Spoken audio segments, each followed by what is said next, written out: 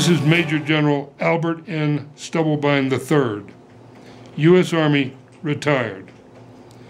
Through a lethal combination of greed, stupidity, poor planning, and I believe through a large dose of malicious intentionality, you and your family are threatened in a way none of us has ever encountered before.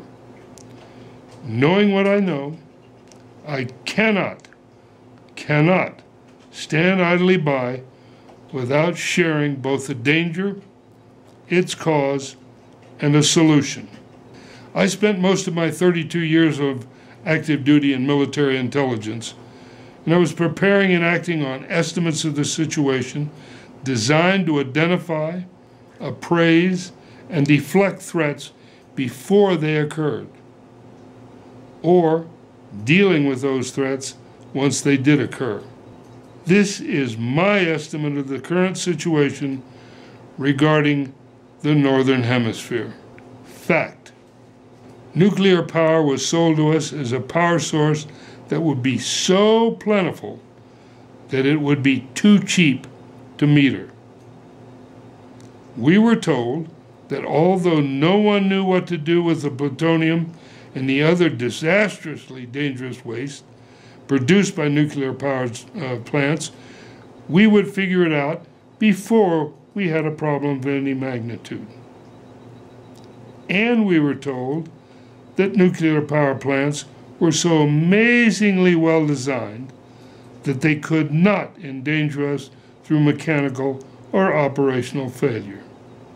All three of these fundamental premises have turned out to be manifestly untrue. Fact: on March 11, 2011, Fukushima Daiichi nuclear power station with 6 nuclear reactors suffered cataclysmic damage from an earthquake, which some believe was a man-made event, and the resulting tsunami. Hydrogen explosions, at least one nuclear explosion, and then subsequent deterioration of the physical plants at 5 of those reactors have created a threat situation unparalleled in human history. Fact: despite denial and cover-up, the reality has emerged that enormous amounts of radioactive material has been spewing into the atmosphere, polluting the groundwater and the food of Japan, and entering by the tens of millions of gallons the waters of the Pacific. Fact: radioactive Fukushima debris is being trucked around the country to be incinerated in the open air all over Japan by the Japanese government, endangering not only the Japanese, but all of us by increasing the fallout, which will further contaminate the water and the soil of the rest of the Northern Hemisphere. Fact: measurements by the U.S. government and scientists at laboratories all over the northern part of the planet have been quite consistent in showing that increasing radiation is being found in milk, in spinach, in the drinking water, in the air, in the seaweed, and the fish, and just about everything else that has been measured. Fact: official, quote, safe limits of radiation were raised first by 100 and then by 1,000-fold, and the meaningless measurements of the, quote, no harm to human health, unquote, were repeated by agencies despite the fact that the U.S. government statistics showed clearly that in the first 9 months of the Fukushima disaster, fully 14,000 deaths occurred in the U.S. alone, which can be fairly laid only at the doorstep of the radiation reaching us from the escalating disaster of Fukushima Daiichi. Today, Professors Mangano and Sherman have upped their estimate on the U.S. Fukushima-related deaths to more than 20,000 in the year following Fukushima. Not surprisingly, of course, the most vulnerable die first, the babies. By December 22nd of 2011, we were also seeing infant deaths in British Columbia up by hundreds of percentage points. Those were healthy babies. This is precisely what happened to the former Soviet Union, in Europe, and the U.S. following Chernobyl. But the effects are not limited to young children. Experts are also warning us of increases in lung cancer. Cesium-137, now being released in the staggering amounts in the air over Fukushima, causes heart disease in children and in others. Fact: radioactive elements lose half of their radioactivity during a half-life. Every radioactive element has various isotopes which have different half-lives. At the end of a half-life, whether it's seconds, minutes, or days, the radiation in the material is 50% of what it was before. Uranium-238 has a half-life of 4.5 billion years, while iodine-131 has a half-life of 8 days. Although iodine-131's half-life is relatively short-lived, there are other longer-lived radiation iodine isotopes like iodine-125 with a half-life of 59 days. And oh, by the way, this poisons the thyroid, the breast, the prostate, the brain, and other susceptible tissues. It enters the body and damages the DNA for years. And once the DNA damage is done, the effects are long-lasting and extend into future generations. That is, if survival is possible. So the biological half-life of ionizing radiation is enormous, extending well into future generations. Fact: there is no such thing as a safe dose of ionizing radiation. All ionizing radiation is dangerous. The National Institute of Health found that there is, as stated above, no such thing as a safe dose of radiation. Fact: if we look at Chernobyl as a guide for the magnitude of the danger, although Fukushima is vastly more dangerous, and I will come to that shortly, we will find that according to an April 2006 report by the International Physicians for Prevention of Nuclear Warfare, that's the IPPNW, entitled Health Effects of Chernobyl, 20 years after the nuclear disaster, more than 10,000 people are today, remember this is 2006, affected by thyroid cancer, and 50,000 cases are expected. In Europe, the IPPNW claims that 10,000 deformities have been observed in newborns because of Chernobyl's radioactive discharge, with 5,000 deaths among newborn children. They also state that several hundreds of thousands of the people who worked at the site after the disaster are now sick because of radiation, and tens of thousands of them are dead. Revisiting the issue for the 25th anniversary of the Chernobyl disaster, the Union of Concerned Scientists described the previous estimate of 4,000 dead as pertaining only to a much smaller subgroup of people who experienced the greatest exposure to released radiation. Their estimates for the broader population are 50,000 excess cancer cases, resulting in 25,000 excess cancer deaths.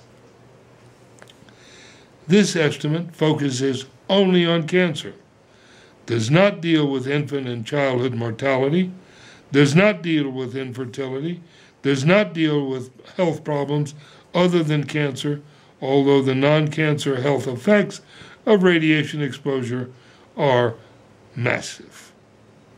Fact: Chernobyl was entombed after years of continuous, and I might add, very dangerous effort, reducing the amount of continuously emitted radiation. Chernobyl was, by all estimates, at least until March 11, 2011, the worst nuclear disaster in history. Chernobyl was a single reactor. Fact: Fukushima is a collection of 6 nuclear reactors. 5 of them have been destroyed by immediate or late effects of the events of March 11, 2011. 2 of them, reactors numbers 3 and 4, are MOX, or mixed oxides of plutonium reactors. In plain terms, they breed more plutonium than ordinary reactors. Fact: Tokyo Power Company, TEPCO, has stated that it will make no effort to entomb the reactors out of consideration for the dividends of the shareholders. Get that, the dividends of the shareholders.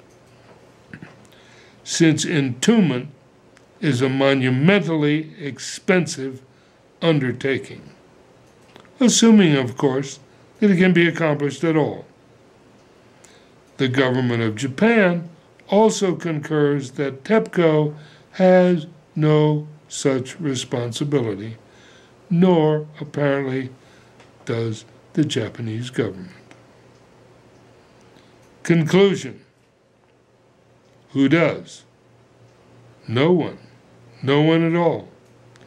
Which means that the decaying and exploding and deteriorating reactors are open to the elements, suffering from progressive destruction, and becoming much, much more dangerous with every passing moment. Before I tell you what I propose for you and your family, because there are solutions, natural ones, I would like you to bear with me for a moment longer while I bring you what may be the worst news so far. There is no way to sugarcoat these facts. Denying them, blacking them out, pretending that they are not real, is of no help to you or your family, and it leaves you totally unprepared for a danger which the Natural Solutions Foundation, of which I am proud to be the president, has been warning about since the first day of the unfolding Fukushima Daiichi disaster. As of 3 weeks ago, the levels of radiation inside the spent fuel pools of Unit 2 are too high to measure. Get that, are too high to measure. And the water there is evaporating, meaning that heat and radiation could easily build to very high levels. Unit 4, an MOX reactor, like all nuclear reactors, creates spent fuel rods. These rods are stored underwater to cool and quench the reaction, physically cooling the nuclear rods and keeping them from contact with the open air. According to a recent assessment by Mr. Robert Alvarez, the Senior Policy Advisor to the Secretary and Deputy Assistant Secretary for National Security and the Environment at the U.S. Department of Energy, the situation at Unit 4 is more than dire. Allow me to read some excerpts from his report on the situation. Quote, "It is my understanding that in reactor number 4, there are 1,231 irradiated spent fuel rods in pool number 4, which contain roughly 37 million curies of long-lived radioactivity. The number 4 pool is about 100 feet above ground, is structurally damaged, and is exposed to the open elements. If an earthquake or another event were to cause this pool to drain, this could result in a catastrophic radiological fire involving nearly 10 times the amount of cesium-137 released by the Chernobyl accident. The infrastructure to safely remove this material was destroyed as it was at the other 3 reactors. Spent reactor fuel cannot be simply lifted into the air by a crane as if it were routine cargo. In order to prevent severe radiation exposure, fires, and possible explosion, it must be transferred at all times in water and heavily shielded structures into dry casks.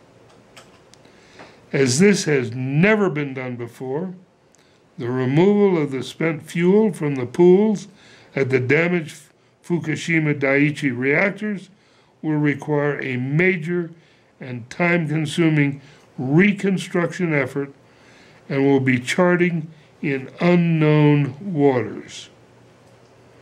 Despite the enormous destruction caused at Daiichi site, dry casks holding a smaller amount of spent fuel appear to be unscathed. Based on U.S. Energy Department data, assuming a total of 11,138 spent fuel assemblies are being stored at the Daiichi site, nearly all of which are in pools. They contain roughly 336 million curies of long-lived radioactivity. About 134 curies is cesium-137. This is roughly 85 times the amount of cesium-137 released at the Chernobyl accident. This was estimated by the U.S. National Council on Radiation Protection, the NCRP. The total spent reactor fuel inventory at the Fukushima Daiichi site contains nearly half of the total amount of cesium-137 estimated by the NCRP to have been released by all atmospheric nuclear weapons testing, Chernobyl, and all worldwide reprocessing plants. Approximately 270 million curies. 85 times more cesium-137 than Chernobyl. Very simply put, if this much cesium-137 is released, it will destroy the world environment and our civilization. This is not rocket science, nor does it connect to the pugilistic debate over nuclear power plants. This is an issue of human survival. It is also important for you and all of the public to understand that reactors that have been operating for decades, such as those at Fukushima Daiichi, have generated some of the largest concentrations of radioactivity on the planet.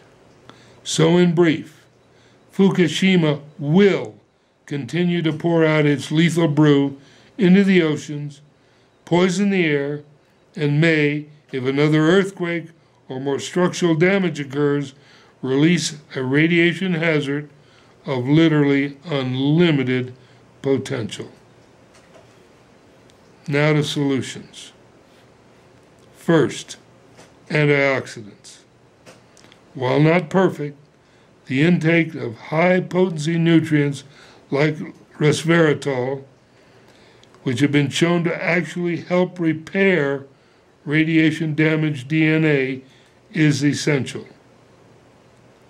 So is the consumption of whey protein made from strictly radiation-free organic cows, processed at low temperature, and protected from harsh chemical degeneration.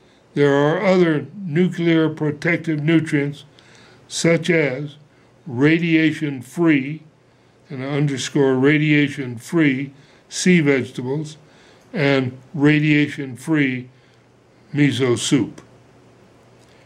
Radiation protection is an absolute essential part of your general health protocol now. And if it is not, it should be. Please make a note of this website, provided free of charge by the Natural Solutions Foundation, for your information.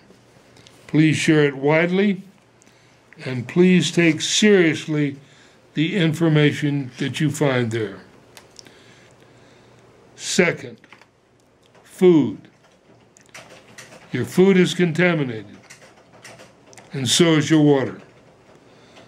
The Natural Solutions Foundation, committed to clean, unadulterated food as one of its central pillars, has committed itself to providing a clean supply of food for you and your family through something quite unique for a health freedom organization.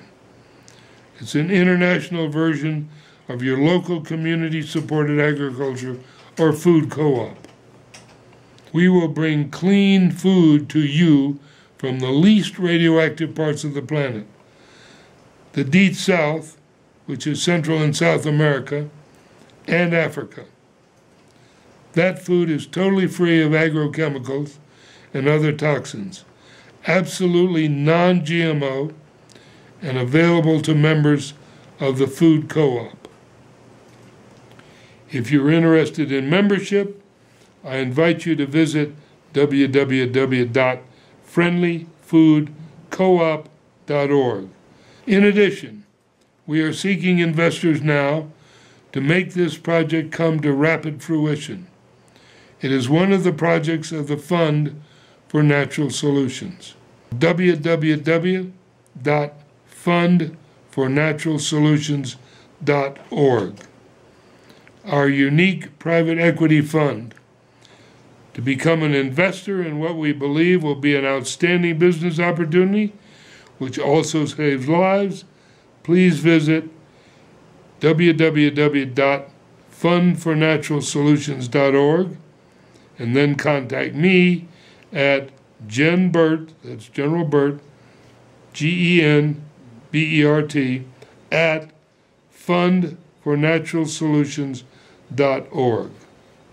And then there is place of residence. Frankly, those of you who stay in the Northern Hemisphere will sicken, and your families will sicken and die as well.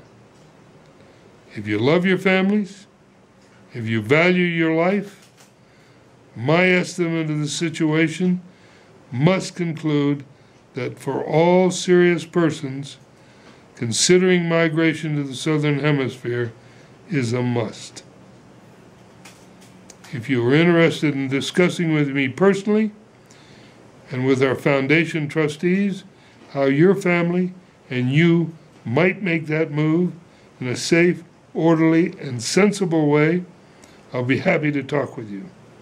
Again, I invite you to contact me personally at GenBert at fundfornaturalsolutions.org. That's GenBert